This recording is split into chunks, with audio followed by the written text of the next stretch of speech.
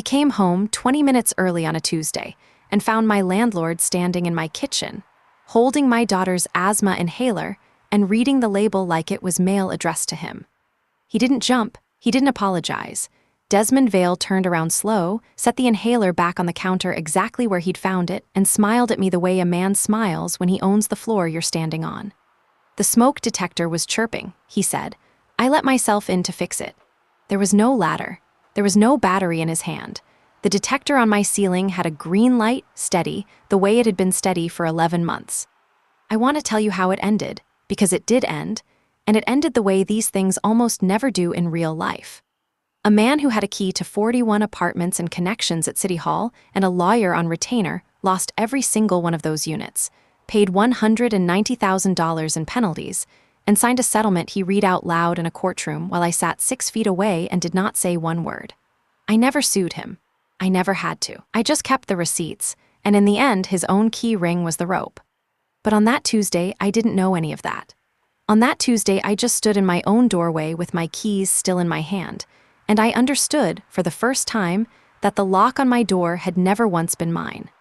I want to be honest with you about the kind of story this is, because there are a lot of stories that sound like it and aren't. This is not a story where I got angry and got a lawyer and sued a bad man and won a big check. I never sued him. The money that came back at the end came back almost as an afterthought, and it was never the point. This is a quieter and, I think, a truer kind of story. The kind where the person who did the wrong thing was so certain of his own safety that he kept doing it, in writing, on camera, under oath, in front of witnesses, until the sheer weight of his own conduct came down on him. My whole job, the only job I ever really had, was to not look away and to write down the date and to refuse, politely, patiently, boringly, to be frightened out of the truth. So stay with me, because the most satisfying thing in this entire story is not the $190,000 or the courtroom or the sold buildings. It's a cheap green drugstore notebook and an old woman's voice saying the truth doesn't get tired, and the exact moment a powerful man realized that the person he'd counted on to stay silent had been keeping a perfect record the entire time. Let me back up, because you need to understand the building to understand the man, and you need to understand the man to understand why he thought he was untouchable. My name is Renata Osai. I'm 38. I moved into Maple Court with my daughter Ivy in the spring of 2022, right after her father and I finalized the divorce and the house we'd shared got split into 2 cashier's checks and a lot of silence. Maple Court was a 4-story brick building on the corner of Ashfield and 9th, 41 units, built in 1961, the kind of place that looked solid from the street and told the truth up close. The rent was $1,100 a month for a 2-bedroom, which in that city, in that year, was a small miracle. I remember signing the lease at a folding table in the lobby and thinking, we're going to be okay here. The man who handed me the pen was Desmond Vale. He was maybe 55, tall, expensive gray coat, a watch that cost more than my car. He owned Maple Court, and I would learn, 6 other buildings scattered across the east side of the city, a little empire of old brick that he'd bought cheap in the years when nobody wanted them, and now rented out at the top of what the market would bear. He was charming at the signing. He called Ivy, young lady, and told her the courtyard had a cherry tree that bloomed in April. He was right about the tree. He was wrong about almost everything else, but he was right about the tree. I remember the details of that signing because I've gone back over them so many times since, looking for the warning I missed. He complimented my references. He said he liked responsible tenants, and he said it the way a man says a thing he intends to weaponize later. He waved off the parts of the lease I asked about. Boilerplate, everybody's lease says that, when I pointed at the clause about entry, the one that said reasonable times. I even asked him, mildly, so you'll let me know before you come in? And he smiled and said, I always do when it's needed, which is the kind of answer that sounds like a yes and commits to nothing. I signed. Of course I signed. It was $1,100 for 2 bedrooms and a cherry tree and a school district Ivy could walk to, and I was a newly divorced woman counting cashier's checks. And you don't turn down a small miracle, because the man handing it to you has a smile you can't quite read. I'm a hands-on owner, he told me that day, tapping the lease where it said landlord in bold letters. You have a problem, you call me directly, not a management company. Me. I thought that was a good thing, I actually thanked him. It would be almost a year before I understood that hands-on meant his hands on my things whenever he decided, and that the phone number he'd given me rang and rang and rang whenever something was actually wrong. The first year was fine, mostly, and I need to be honest about that, because the way these stories usually get told, the villain is a monster from page 1. Desmond wasn't. That's what made him dangerous. He was pleasant right up until the moment you asked him for something, and then a door would close behind his eyes that you could almost hear. The first small wrongness was the mail. In August of that first year, I came home, and my apartment smelled faintly of cigarette smoke, which was strange because I don't smoke and neither does Ivy. Nothing was missing. Nothing was moved that I could swear to. But a drawer in the kitchen was open an inch, and I'm a person who closes drawers. I told myself I'd left it. You tell yourself a lot of things when the alternative is frightening. Here is the thing about that first year that I want to be fair about. Desmond fixed things, sometimes when they were easy and cheap and visible. A leaky faucet washer, a sticky front door buzzer, a light bulb in the lobby. He'd show up, competent and pleasant, do the small easy thing, decline the offered thank you with a wave, and leave you feeling you'd been silly to worry. That was the trap. The visible cheap fixes bought him credibility he then spent on the invisible expensive refusals. A tenant who's watched him replace a washer with his own hands finds it very hard to believe that same man would let a baby freeze or a ceiling rot. And so, when the boiler failed, people's first instinct was to make excuses for him, to assume it was hard, to give him the benefit of a doubt he had carefully cultivated. I did it too. For most of that first year I was, without knowing it, a character witness for a man who was robbing the people around me of their safety. That shame is part of why I did what I did later. I'd been fooled, and I don't like being fooled, and the antidote to being fooled is a written record that doesn't care how charming anybody is. Then in October, my downstairs neighbor, an older woman named Priya Nandakumar, stopped me by the mailboxes. Priya was 71, sharp as a tack, had lived in Maple Court since 1998, back when a different family owned it. She lowered her voice even though we were alone. "Does he come into your apartment?" she asked me. "Vale, does he go in when you're not there?" I said I didn't know. I said I didn't think so. She looked at me for a long moment and said, "You will know, start writing down when things feel wrong. Write the date. Write the time, that's all. Just the date and the time." I thought she was a lonely old woman with too much imagination. I did not start writing things down. I would come to wish, very badly, that I had listened to her in October instead of the following March. The second small wrongness came in November, and it was the kind of thing that's so small you feel foolish even noticing it. I keep Ivy's school photos in a frame on the windowsill, angled a particular way so the afternoon light doesn't wash them out. One evening the frame was turned. Just a few degrees, toward the door instead of the light. Ivy swore she hadn't touched it.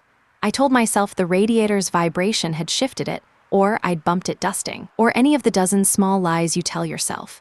But I found, that night, that I'd started doing a thing without deciding to. I'd started noticing where I left things. The exact angle of the frame, whether the closet door was flush, which drawer was proud of the others by half an inch. I didn't write any of it down yet. That came later, but some animal part of me had already begun keeping a record it hadn't told the rest of me about. That's what living above a man with a key does to you, slowly. It turns your own home into a place you have to memorize. I want to tell you about Priya, because she is the real beginning of this, more than Desmond is. Priya Nandakumar had been a records clerk for the county for 31 years before she retired.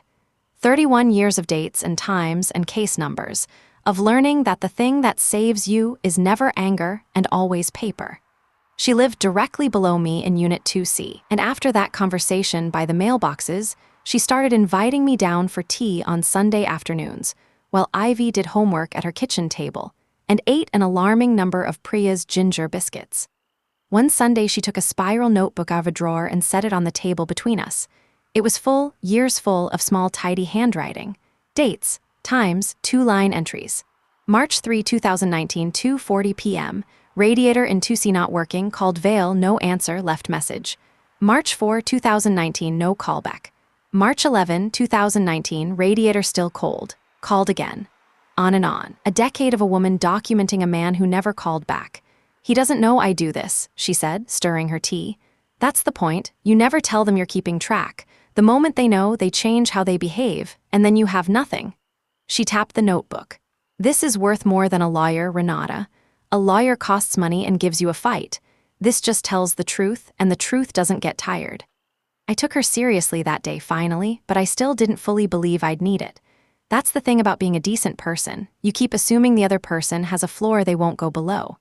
Priya had lost that assumption a long time ago. She was trying to give me the gift of losing it early. I bought a notebook that week, a cheap green one from the drugstore, and I wrote one line in it, feeling a little foolish. Oct 2022, Priya says keep dates. Cigarette smell in my kitchen twice, August. Drawer open, no explanation. Then I put it in the drawer and mostly forgot about it, for a while. Winter came, and with it the second building. By December, Maple Court was cold in a way that wasn't right. The boiler was original, 1961 original, and Desmond had never replaced it, only patched it, because patching is cheap and replacing is $100,000. On the coldest week of December, when the temperature outside sat at 9 degrees for 4 days, the heat in the north half of the building failed entirely. I had heat barely on my side. The Rooneys did not. The Rooneys were a young couple in 3A, Tom and Delia, with a baby who wasn't even a year old yet. I found Delia in the stairwell one night wrapped in a coat, bouncing the baby, crying quietly because the thermometer in their apartment read 51 degrees and Desmond wasn't answering his phone. 51 degrees with an infant. I brought them up to my place. We ran my oven with the door open, which you're not supposed to do, and we put 3 space heaters in Ivy's room and slept the 4 of them in there. And I sat up half the night thinking about how a phone can just ring and ring while a baby is cold. Desmond finally sent a man out on the 3rd day, not a licensed technician, just a handyman named Cort who did cash jobs for him, and Cort banged on the boiler until it wheezed back to life at maybe 60%. When Delia asked Desmond, in writing, to fix it properly, he wrote back a single line. The heating system is functioning within normal parameters for a building of this age. I saw that email. Delia showed it to me. And I wrote in my green notebook, the second real entry, Deck 2022, boiler failed 4 days, north side, 9 degrees F outside. Rooney baby in 51 degrees F apt. Vale unreachable, functioning within normal parameters. I underlined that last part. I didn't know yet that a city inspector would one day read it back to me in a hallway and go very still. What I remember most from that week wasn't the cold. It was Tom Rooney, who was 26 and worked construction and was not a man who cried, standing in my kitchen at 2 in the morning while the oven ticked and the space heaters hummed, saying, I called 11 times. I counted, 11 times in 2 days, and he answered 0. He kept saying the number, 11, like the number itself was the injury. And Delia, bouncing the baby, said the thing that I've thought about ever since, the thing that turned a cold week into a cause. She said, the thing is, he could fix it. That's what I can't get past. It's not that he can't, he has the money, he just decided our baby wasn't worth it. That's the sentence, right there, that separates a hardship from an injustice. Bad luck is when a boiler breaks. Injustice is when a man with the money to fix it looks at a 51-degree apartment with an infant in it and writes, functioning within normal parameters, and goes back to bed in a warm house across town. I stopped being merely annoyed with Desmond Vale that week. Something colder and more patient took its place, and it never left. Now I'll tell you about the key ring, because it matters, and because it's the thing that finally undid him. Desmond carried a single heavy ring of keys, brass, on a leather fob, and every key on it was labeled with a little paper tag in a plastic sleeve. 1A, 1B, 1C, all the way up. 41 apartments, 41 keys, plus the boiler room and the roof and the basement storage. He did not use a lockbox. He did not use a management app. He did not, as far as any of us could tell, keep any record at all of when he entered a unit or why. He just had the keys, and the law, he believed, on his side. Because the lease he'd written said the landlord could enter at reasonable times for inspection and repair. What the lease did not say, and what he was betting none of us knew, was that the actual law in our state required 24 hours written notice before a landlord could enter a tenant's home, except in a genuine emergency. Not reasonable times. 24 hours. In writing. That's not a suggestion. It's a statute, and every unannounced entry is a separate violation. Desmond had written a lease that quietly contradicted the law, because he was counting on the fact that tenants read the lease and not the statute. I know all of this now. In the winter of 2023, I knew almost none of it. What I knew was that Priya had once seen him let himself into an empty unit and stay 40 minutes, and that my kitchen sometimes smelled like smoke, and that the man had a key to my daughter's bedroom and had never once, not one single time, given me notice before he used it. Which brings me back to that Tuesday in March and the inhaler. Ivy has asthma. It's managed, it's fine, but a rescue inhaler is not an optional object in our home. It's the thing that stands between a bad night and an ambulance. I keep one on the kitchen counter, one in her backpack, one by her bed. So when I came home early because a client meeting got canceled, and I found Desmond Vale standing at my counter turning Ivy's inhaler over in his fingers, something in me went cold and clear in a way it had never gone before. "There's no ladder," I said. My voice came out steadier than I felt. "You said you came to fix the smoke detector. There's no ladder and no battery, and the light is green." He set the inhaler down. "I must have been mistaken about the unit," he said smoothly. "These old detectors, you hear them chirping in the hall, hard to tell which apartment." He moved toward the door, unhurried, a man who had done this 100 times and expected the 101st to go exactly like the rest. As he passed me, he said, almost kindly, "You should really keep your medications put away.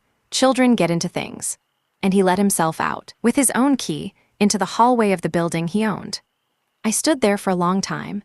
Then I did 3 things. I called Ivy's school and confirmed she was in class.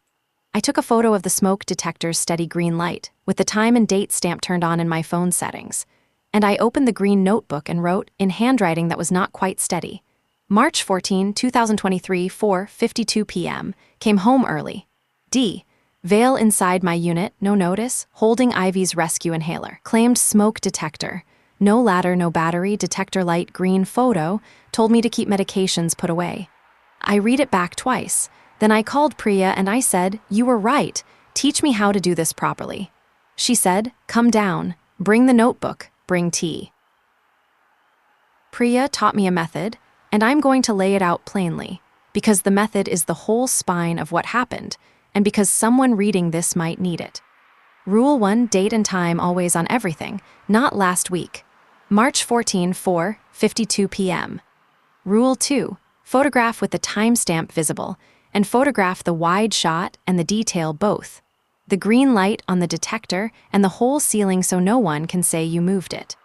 Rule 3, put everything in writing to him and keep it polite and keep it factual, and never once say anything you'd be embarrassed to have read aloud in a courtroom. Dear Mr. Vale, I'm writing to confirm that on March 14 at approximately 4:52 p.m. I found you inside my unit without the 24 hours written notice required by law. Please provide such notice in the future. No anger, no threats. Just the facts and the statute. In writing, dated, with a copy saved. Rule 4, and this was the one Priya pressed hardest, never tell him you're keeping records, never brandish the notebook, never say I'm documenting this. The moment he knows, he adapts, and a careful man is much harder to catch than a confident one. Let him think you're frightened, Priya said. Frightened tenants are careless, and he loves careless tenants. Be frightened on the outside and a records clerk on the inside. She smiled when she said it. I did it for 31 years. It's the most satisfying thing in the world, and no one ever sees you do it. There was a 5th rule, an unwritten one, that Priya taught me by example more than by instruction, and it was the hardest of all. Keep it boring. Boring is safe. Boring survives cross-examination. The moment you editorialize, the moment you write, he leered at me instead of he stood in my kitchen holding the inhaler. The moment you write, he's a predator instead of he entered at 4:52 p.m. without notice. You've handed the other side something to attack. Feelings can be disputed. A time cannot. Never write what you felt, Priya said. Write what a camera would have seen. Let the judge supply the feelings. They will, believe me, if you give them clean facts. A judge who reaches the outrage on her own will hold on to it far tighter than one you tried to hand it to. I filled notebooks with the most boring sentences I have ever written, and every single one of them was a small, unbreakable stone. I sent Desmond that first careful letter the next morning. He replied within an hour, and his reply was a gift, though I didn't know it yet. He wrote, "The lease grants me entry at reasonable times. 4:52 in the afternoon is a reasonable time. I'll enter when I need to. If that's a problem, perhaps Maple Court isn't the right fit." I saved that email in 3 places: my phone, my laptop, and a printed copy in a folder at the back of my closet, because Priya had drilled into me that a record you can lose is a record you don't have. She said landlords have been known to have computer problems at convenient moments, and that paper in a closet has never once crashed. So I printed everything always and dated the printout, and the folder in the closet grew thick. He had just put in writing that he intended to keep doing the illegal thing. Priya read the email over my shoulder and made a small sound in her throat like a cat that has spotted a bird. "Oh," she said softly. "He wrote it down. He actually wrote it down." She read it again. 30 years I watched men like him, and the confident ones always write it down. They think being sure of themselves is the same as being safe. It's the opposite. Print that one twice. I started paying attention to the others then, and the building opened up to me like a book I'd been living inside without reading. There were 41 units, and it turned out 41 small versions of the same story. The Rooneys and their boiler. Priya and her decade of unanswered calls. A retired school teacher named Marcus felled in 4B, whose bathroom ceiling had a brown bloom of water damage the size of a dinner plate, spreading for 2 years, that Desmond kept painting over instead of fixing the leak above it. A nursing student named Aiyana Cross in 1D, who'd found Desmond in her apartment, checking the windows, and had been too frightened to say anything because her lease was up in 4 months, and she couldn't afford to be blacklisted. A man named Georgi Petrov in the basement unit, an illegal basement unit. I'd learn, one that never should have been rented at all, living next to a furnace with no carbon monoxide detector. I didn't organize them. That's important. I want to be honest that I did not, at first, do anything as brave as organizing the tenants. I was scared too. I had a daughter and $1,100 of rent and a lease that could not be renewed. What I did was smaller and quieter. When I talked to a neighbor and they told me a story, I'd say gently, "You should write that down. The date, the time, just for yourself." I gave 3 people cheap notebooks from the drugstore. I became, without quite meaning to, the person Priya had been for me. And a building where everyone is quietly writing down the date, and the time is a very different building from one where everyone is just frightened, though it looks exactly the same from the outside. That was the point. That was always the point. I learned, in those months, that fear in a building is a kind of engineered thing, that Desmond had built it deliberately, tenant by tenant, and that the reason no one had ever fought him was that no one knew they weren't alone. Marcus thought his ceiling was his private humiliation. Aiyana thought the window incident was something she'd have to swallow because she couldn't afford not to.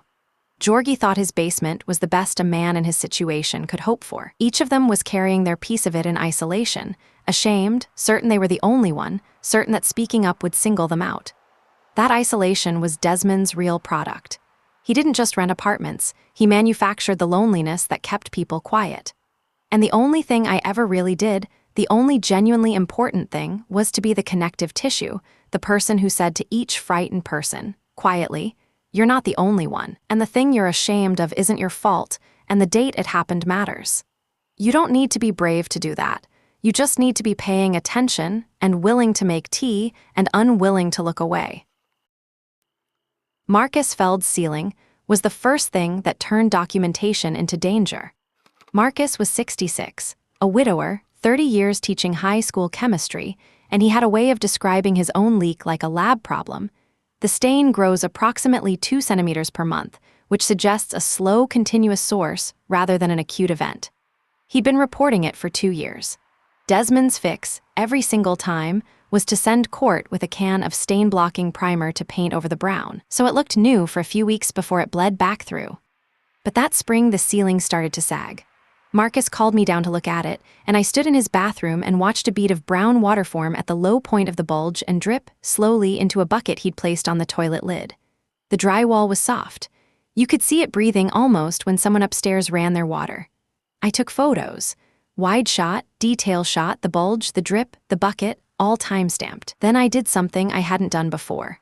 I looked up what a saturated ceiling actually means, and I learned that wet drywall over an occupied space isn't cosmetic. It's a collapse risk, and if the water's tracking through old wiring, which in a 1961 building it might well be, it's a fire risk too. Marcus wrote Desmond a letter, dated, factual, the way I'd shown him.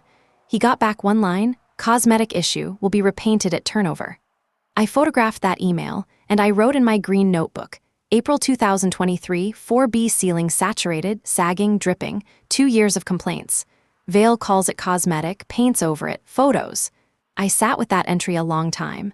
I understood that night that we had crossed from a man who was rude and intrusive into a man whose cheapness was going to hurt somebody. And I understood something else, something that changed how I moved from then on. The more he wrote cosmetic and functioning within normal parameters and reasonable times, the deeper he was digging. Every dismissive email was a brick in a wall that would one day fall on him. I just had to keep the bricks. In May, Desmond made his first real mistake, though he thought it was a power move. The Rooneys, Tom and Delia, the couple with the baby and the 51-degree apartment, had finally filed a formal complaint with the city's housing office about the heat. Not a lawsuit. Just a complaint, a form, the kind of thing a frightened young couple does when they've run out of other options. It was completely legal. It was, in fact, exactly what the system exists for. 11 days after that complaint, the Rooneys got a notice from Desmond raising their rent by $400 a month. No one else in the building got a raise. Just them. Just the ones who'd complained. Delia showed me the notice in the stairwell, and her hands were shaking, and she said, "Can he do that? Is that legal? We can't pay $400 more. He knows we can't." And I looked at the date on the complaint and the date on the rent notice, 11 days apart, and I felt something I can only describe as a door opening in my chest. I'd started by then, spending my evenings after Ivy went to bed reading the actual statutes. Not law school reading, just a tenant at a kitchen table with a laptop and the free legal aid website and a lot of stubbornness, looking up the exact words of the law the way Priya had once looked up case numbers. It's astonishing what's just sitting there, public, free, that landlords count on you never reading. I'd read the notice statute, the 24 hours in writing one that Desmond's lease quietly contradicted. And that week, chasing the sick feeling the Rooneys' rent notice had given me, I found the Retaliation statute, and I read it 3 times, and I felt the floor of the whole situation shift under me. Because I had, by then, started reading the actual law. And I knew, the way you know a thing is true before you can prove it, that raising the rent on a tenant within a short window after they file a housing complaint is called retaliation, and it is specifically, explicitly illegal. There's a presumption written right into the statute. If the landlord takes an adverse action within a set period after a protected complaint, the law assumes it's retaliation and makes him prove it wasn't. Desmond had just handed the Rooneys a legal weapon and stamped the date on it himself. "Delia," I said, "don't pay it, don't move, and whatever you do, keep that notice. Keep the envelope. Photograph the postmark. This is the best thing that's happened to you." She looked at me like I'd lost my mind. 11 days, he did it in 11 days. I need to slow down and explain retaliation, because it's the engine of everything that came after, and because Desmond never once understood that it existed. In our state, and in most, there's a simple, powerful idea baked into landlord-tenant law. A tenant has the right to complain to the government about unsafe conditions without being punished for it. If you report the heat, the mold, the illegal entry, the broken smoke detector, and your landlord responds by raising your rent, cutting a service, or trying to evict you, that's retaliation, and the law flips the burden. Normally, the tenant has to prove the landlord did something wrong. But with retaliation, if the bad thing happens close enough in time to the complaint, the landlord has to prove he didn't do it out of revenge. He has to come up with a legitimate, documented, non-retaliatory reason. And a man like Desmond, who never documented anything, who ran everything on charm and cash and a key ring, had no such records to point to. Desmond thought fear was his tool. Raise the rent, threaten the lease, let yourself into their homes, keep them scared, and scared people don't fight. What he never grasped was that every act of retaliation was, legally, a confession. The rent hike 11 days after the Rooneys' complaint wasn't intimidation, it was evidence. The eviction notice he'd eventually send me wasn't a threat, it was Exhibit C. I explained as much of this as I could to Delia, and to Marcus, and to Aiyana, sitting around Priya's kitchen table on Sunday afternoons that had quietly turned from tea into something else. Priya listened mostly, and corrected me when I got the procedure wrong, because she knew the county's forms by heart. "Don't tell them you know all this," she reminded me, tapping the table. "Let him keep thinking you're sheep." Sheep that write down the date. Ivy sat in the corner doing geometry, and the ginger biscuits disappeared, and outside the cherry tree Desmond had promised was, in fact, blooming. I bought a small camera in June, and I want to be careful about how I tell this part, because it's where a lot of people, in my position, make a mistake that hands the villain his defense. I did not put a camera inside my apartment pointed at nothing to catch him. I did not record audio, which where I live requires consent and would have poisoned everything I collected. What I did was legal and simple. I bought a little battery doorbell camera, the kind anybody buys, and I mounted it on the wall just outside my own door, in the shared hallway, pointed at my own doorway. In a shared hallway, there's no expectation of privacy, and a tenant is allowed to see who comes and goes at her own front door. I checked all of this. Priya checked it behind me. I even sent Desmond a polite note that I'd installed a camera at my entry for security, partly because it was honest and partly because a note like that, dated, becomes part of the record too. Here is what I learned in the first 3 weeks. Desmond Vale entered my apartment twice while Ivy and I were out without notice both times. The camera didn't see inside, it didn't need to. It saw him at my door, key ring in hand, letting himself in at 11:20 on a Wednesday morning and leaving 26 minutes later. It saw him do it again the following Tuesday. Time-stamped. Date, time, duration, his face, his key in my lock. Twice in 3 weeks. On top of the March inhaler incident. On top of everything Priya and Aiyana and the others had seen. There was one entry that shook me more than the others. On the second Tuesday, the footage showed Desmond arrive, let himself in, and then, this is the part I made myself watch 3 times, pause in my doorway on the way out and glance up, directly at the camera. He saw it. He knew it was there. I'd sent him the note. And he looked at it, and he smiled, and he let himself back into the hall and locked my door behind him. He wanted me to know he'd been inside. That was the message. The camera wasn't a deterrent to him. It was a stage. He was so certain of his own untouchability that he performed his trespass for the lens, confident it could never be used against him.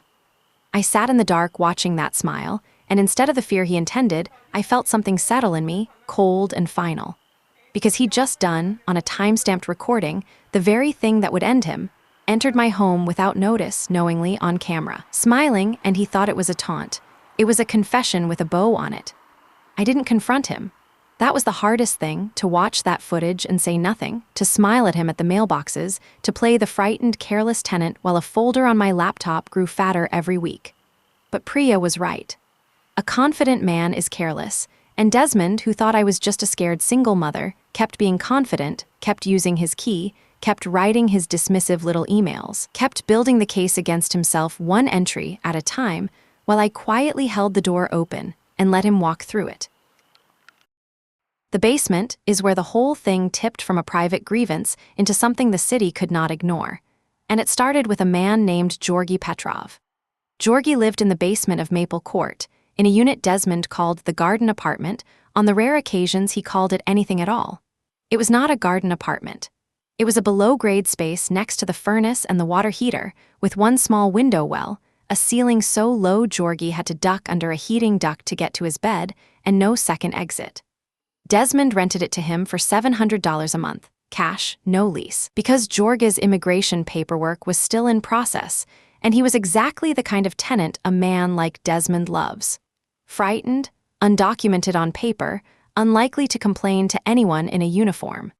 I met Georgi because his light kept flickering and Priya sent me down with a spare surge protector. What I saw in that basement stopped me cold. A gas furnace and a gas water heater, both venting into a space where a man slept, and not one carbon monoxide detector anywhere. No smoke detector that worked. A single covered exit. Extension cords run under a rug.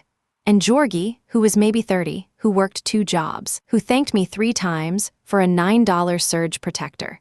Sleeping every night 12 feet from a furnace that could kill him silently before dawn, and never had a single device to warn him. I didn't lecture him. I brought him a carbon monoxide detector the next day, a battery one, $20, and I showed him how it worked and where to put it, and I asked him gently if I could take some photographs, just for my own records in case. He was nervous, but he said yes. I photographed the furnace, the water heater, the missing detectors, the single exit, the low ceiling, the window well too small to climb out of. Time-stamped, wide in detail, the whole method, And that night I wrote the longest entry my green notebook had yet held, and at the end of it I wrote a sentence I underlined twice. This is not a code violation. This is a death that hasn't happened yet. I understood, closing the notebook, that I could no longer only document. At some point soon, someone was going to have to make a call.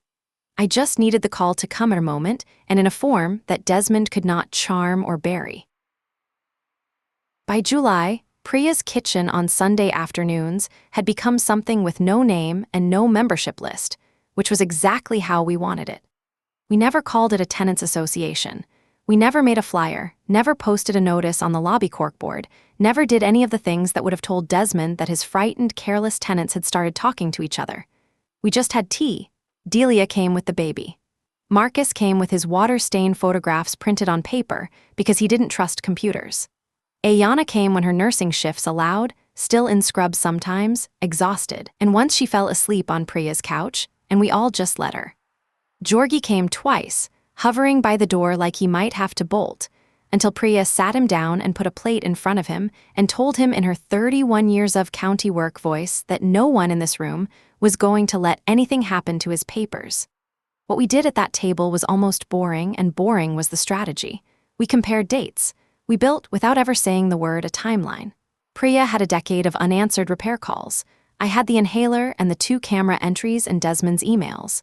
The Rooneys had the boiler failure and the retaliatory rent hike, 11 days apart. Marcus had 2 years of a cosmetic leak. Aiyana had an illegal entry she'd been too scared to report. Georgi had a furnace and no detector. Laid end to end on Priya's kitchen table, in dates and times, it stopped being 7 small private complaints and became one large visible pattern. And a pattern is a thing an inspector, a judge, a city can act on in a way they can never act on a single scared person's word. He thinks we're 7 problems, Priya said one Sunday, looking at the pages spread across her table.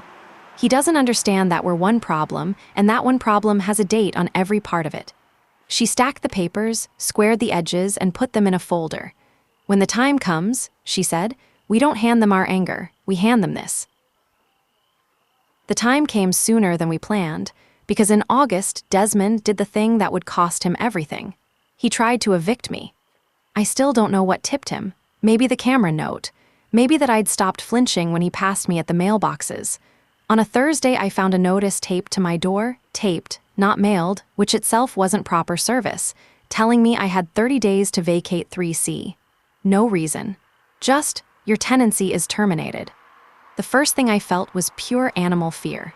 A daughter in the middle of the school year, $1,100 of rent I could afford, and nowhere else in the city I could. For about 90 seconds, I was exactly the frightened tenant Desmond had always taken me for. Then I did the math. The camera note. My dated letters about the illegal entries. The complaint I'd filed quietly in July about the basement.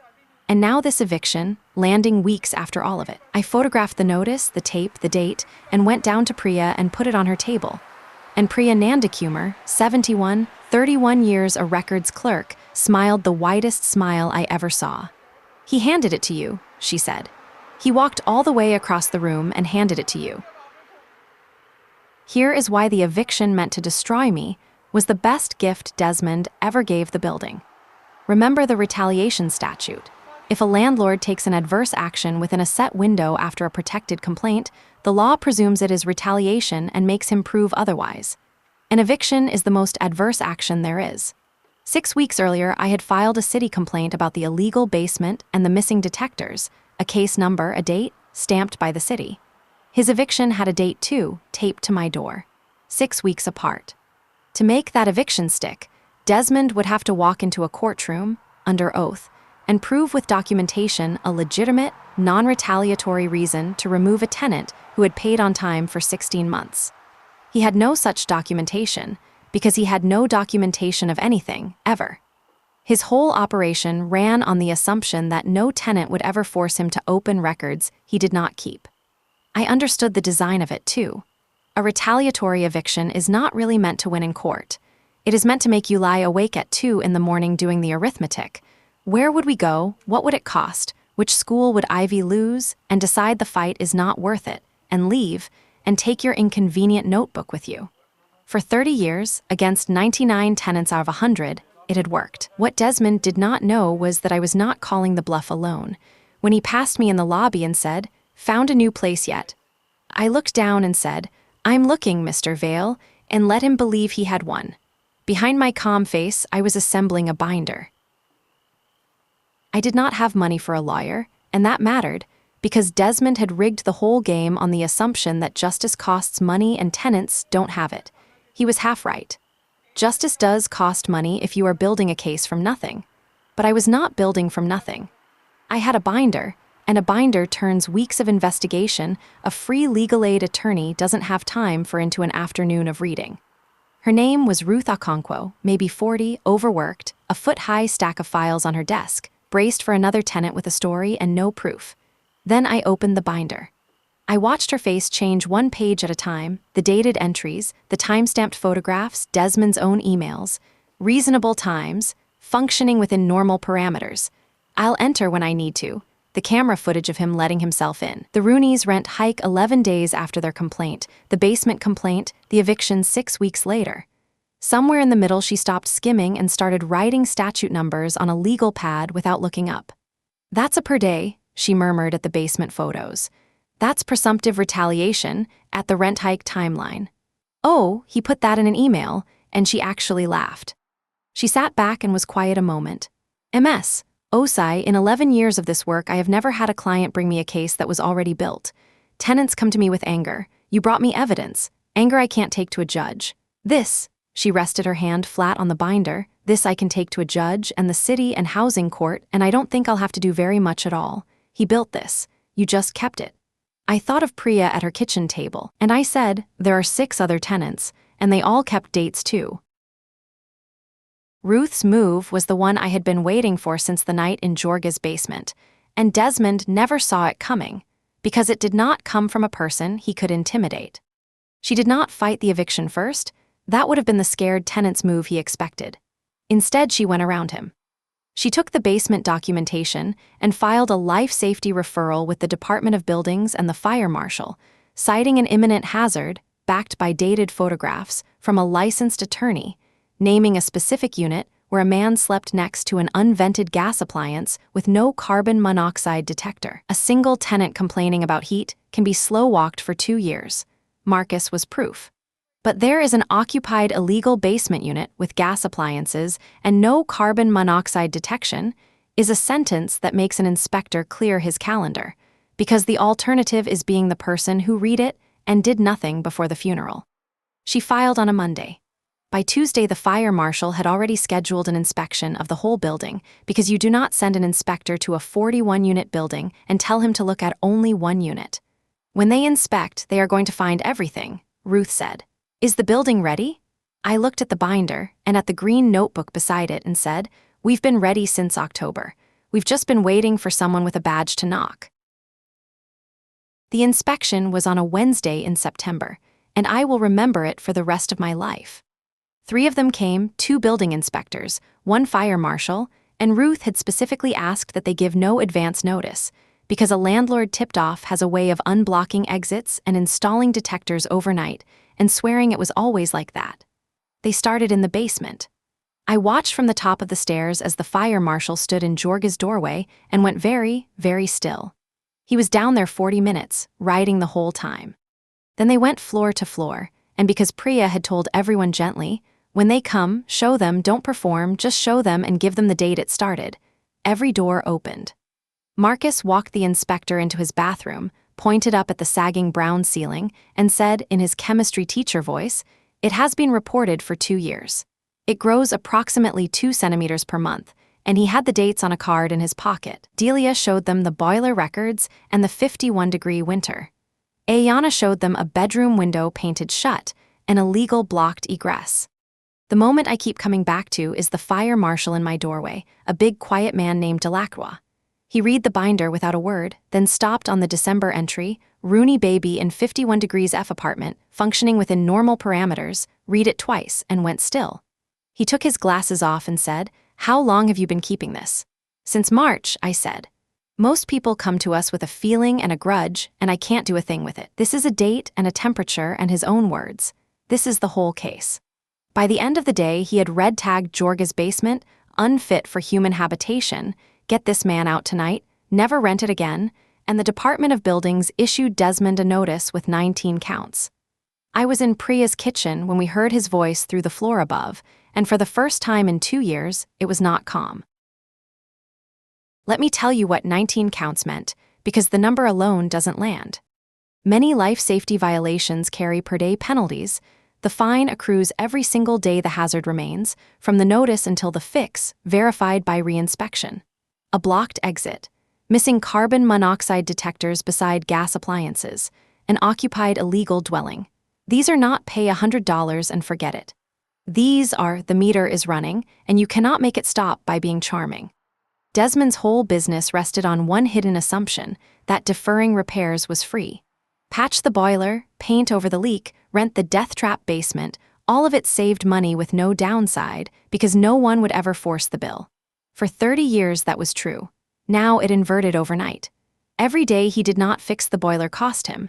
Every day the basement sat open cost him, multiplied across 19 counts. And once the city started asking whether a landlord with 19 violations might have others, across everything he owned. He thinks the danger is that we're angry, Ruth said, working the per-day math on the back of an envelope, while Delia watched the same cheapness that had frozen her baby quietly dismantle the man who did it. The danger is that a boiler he would not spend $100,000 to replace is now costing him more than that in fines. He built a business on the idea that time is on the landlord's side. Per-day penalties put time on ours. And he could not fix it fast. 30 years of a cash handyman instead of licensed tradesmen meant permitted work, a new boiler, permitted electrical, sealing illegal units. That takes months, and money spent all at once up front on buildings he had been bleeding for profit. The system did not have to attack him. It just held still and let his own deferral catch up to him all at once. Around October, Desmond understood that charm would not work, so he did what men like him do. He sent a lawyer to make us afraid again. Preston Holloway was expensive the way Desmond's watch was expensive, and he sent each of us a letter on heavy paper. Mine informed me my eviction was proceeding, that my campaign of harassment was noted, that false complaints could expose me to a defamation action, and that I should vacate quietly and drop my involvement in certain proceedings. It used the words defamation and personal liability, and it was designed to make a single mother read it at night and decide the fight was not worth it. I read it at my kitchen table. Then I photographed it, dated it, and drove it to Ruth, because defamation requires a false statement and everything in my binder was true. You cannot defame a man by accurately documenting, with timestamps, that he entered your home without notice holding your child's inhaler. Truth is a complete defense, and a threatening letter to tenants with an active retaliation claim is itself potentially more retaliation, one more dated brick. Ruth laughed her short, tired laugh. He is spending money to make his case worse. Every time Desmond tries to scare one of you, he adds a count. She looked at me. Are you scared? A little, I said. But I've been scared this whole time and I kept the dates anyway. You can be frightened on the outside and a records clerk on the inside. Then he has already lost, she said. He just doesn't know it yet. 2 things happened that autumn that you need to know. The first, the city, seeing 19 life safety violations in one building, did the obvious thing and pulled Desmond's records. He owned 6 other properties, all bought cheap, all run the same way, patched, deferred, uninspected, because no one in any of them had ever assembled the dates. The inspectors went to look. A fire escape on Corliss rusted loose from its bolts. A gas line on Deering not inspected since the Clinton administration. Another red-tagged basement. Georgi was not the only man Desmond had tucked next to a furnace. Violations multiplying across a portfolio, per-day fines accruing on all of them at once. I never touched those 6 buildings. I never met those tenants. All any of us ever did was keep our own dates, on our own hallway, and hand them to one attorney who filed one referral about one basement. The system did the rest, because a man who spends 30 years betting that no one will ever start the machine has no idea how to stop it once it is running. He was the load-bearing wall of his own collapse. The second, in November, Holloway sent a nastier letter, hinting that questions had been raised about my custody of Ivy, a lie, and a cruel one aimed at the one soft place under a single mother's ribs. That night, I sat at my kitchen table at 11 o'clock and felt a year of careful calm just buckle. What if a man with money and a lawyer could actually do it? I took the notebooks out of the drawer. I sat with them in my lap, and then I did the only thing I knew how to do. I opened the newest one and wrote down the date and the time, and wrote that I was frightened and thinking of quitting and why. Somewhere in the middle of documenting my own fear, the fear turned back into information. A threatening letter invoking my child, sent to a tenant with an active claim, is one more dated brick.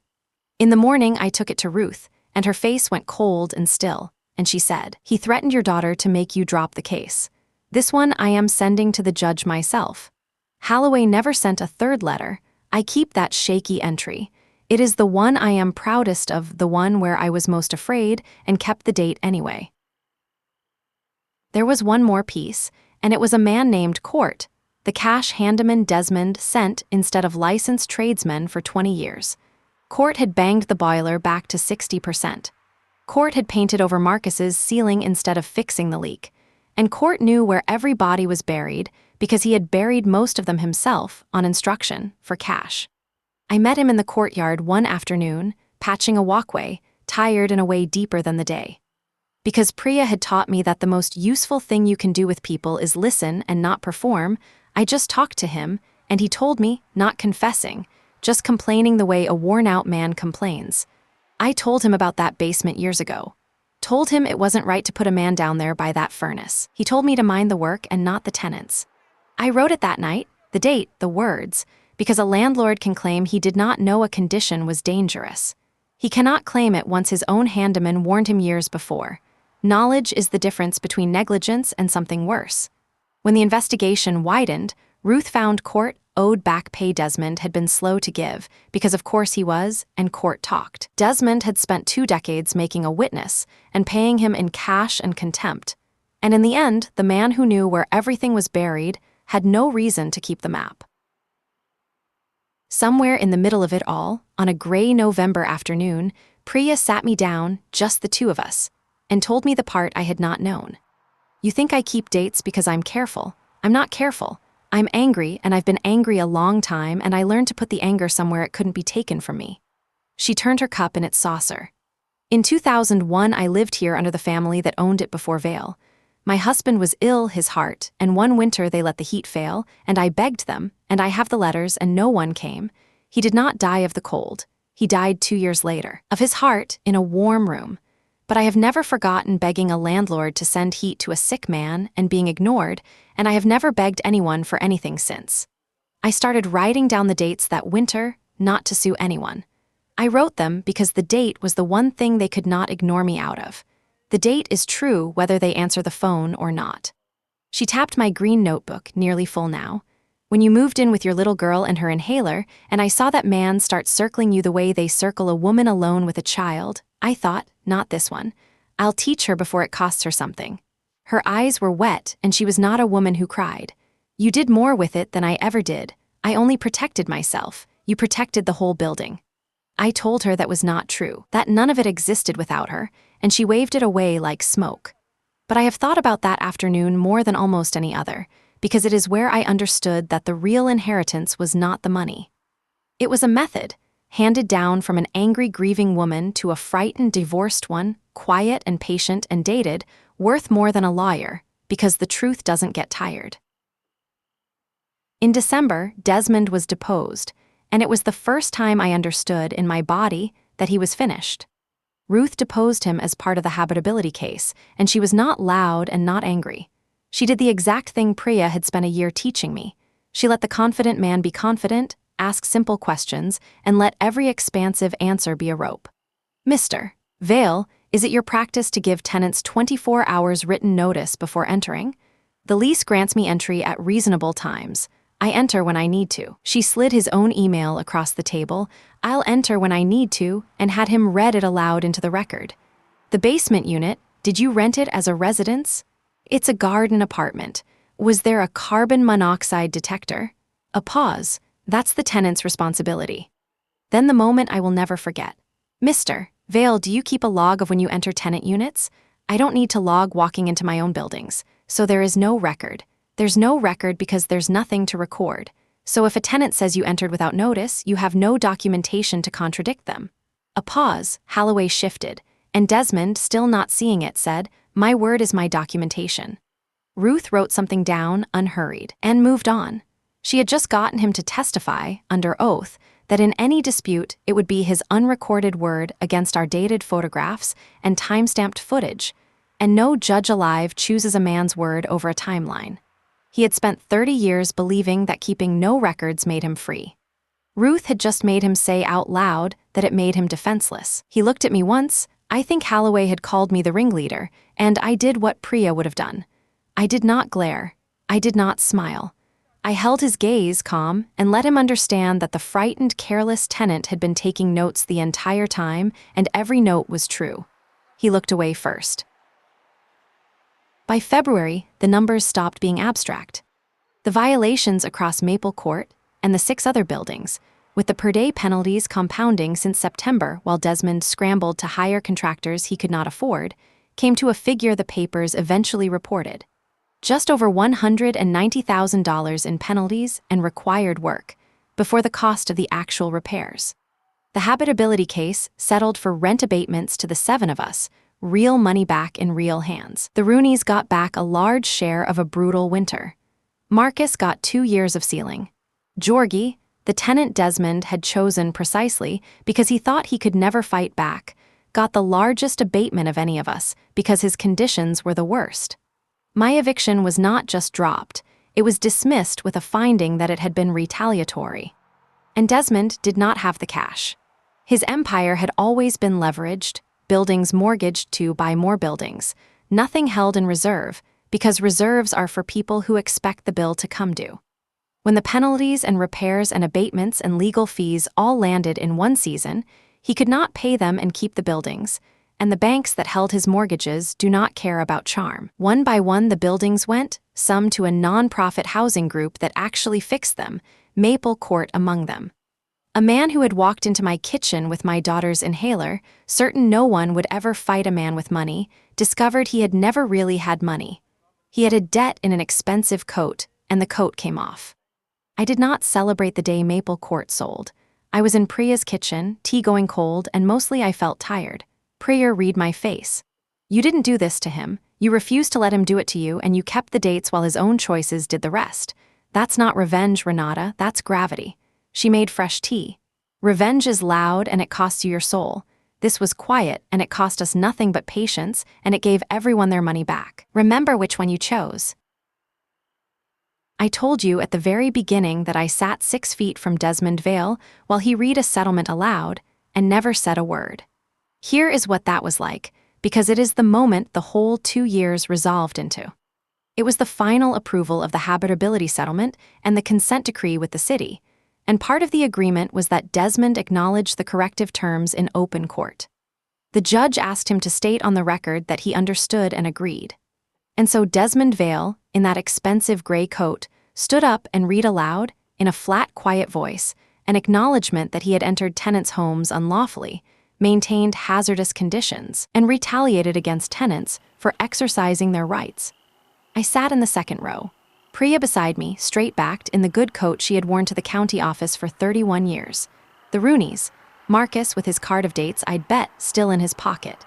Aiyana on her lunch break in scrubs, and Georgi, who a year earlier had hovered by Priya's door afraid to be seen, sitting in a collared shirt, while the man who had rented him a death trap read out loud that he had been wrong. I watched his voice as much as I listened to it. He read the way you read words that belong to someone else, flat, fast, wanting to be done, and every few lines his jaw tightened, and I understood I was watching a rare kind of pain.